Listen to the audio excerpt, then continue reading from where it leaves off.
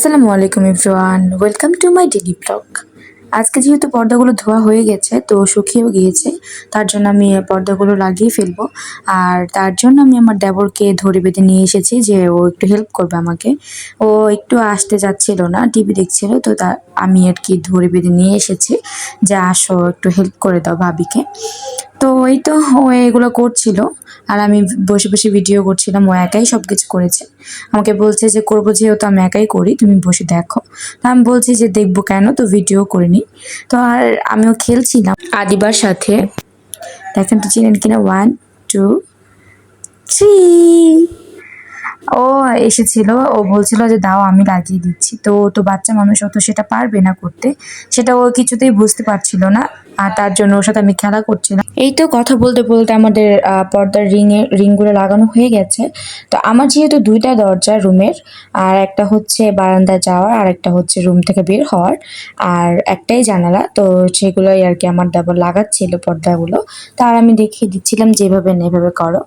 আর এই তো আমাদের পর্দা লাগানো শেষ, খুব সুন্দরভাবে লাগিয়েছে। তারপর আমি চলে যাই রুটি বানাতে। এটা আমার রোজকার সন্ধ্যার কাজ।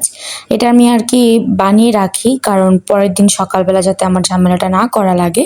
সকালবেলা থেকে উঠে শুধু আমি রুটিটা ভেজে নিই। আর এই যে রুটিটা বেলার সময় আমি ক্যামেরাটা ধরেছি, এই রুটি ঢং করছে, একটা রুটিও গোল হচ্ছে না। ক্যামেরা অফ করার পরে রুটিগুলো আবার আলহামদুলিল্লাহ গোল হয়েছে, খুব সুন্দর।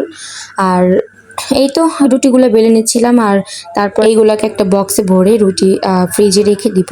তারপর আমি বারান্দায় চলে যাই। আমাদের মাঠে যেহেতু রোজই খেলা হয়, ফুটবল খেলা, তার জন্য দেখছিলাম বসে বসে আমি আর আদর।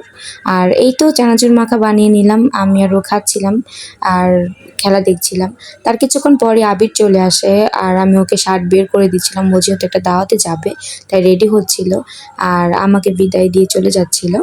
অনেকটা রাত হবে ফিরতে। ও যাওয়ার পরপরই আমার আরেক দেবরকে দিয়ে ও একটা শর্মা পাঠায়। তো আমি ওকে ফোন দিয়ে বলছিলাম যে একটা শর্মা কেন পাঠিয়েছো, তো ও বলছিল যে দোকানটা অফ হয়ে যাবে। তো আমি গিয়ে একটা শর্মাই পেয়েছি, তো তার জন্য আমি এটা ভাগ করে নিচ্ছিলাম, আমি আমার শাশুড়ি আর দেবর যেহেতু খাবো। তো আজকের ভিডিওটা ছিল এই পর্যন্ত। ভিডিওটা ভালো লাগলে লাইক কমেন্ট শেয়ার করবেন, আর যারা ইউটিউব থেকে দেখছেন তারা সাবস্ক্রাইব করে দিবেন। আল্লাহ হাফেজ।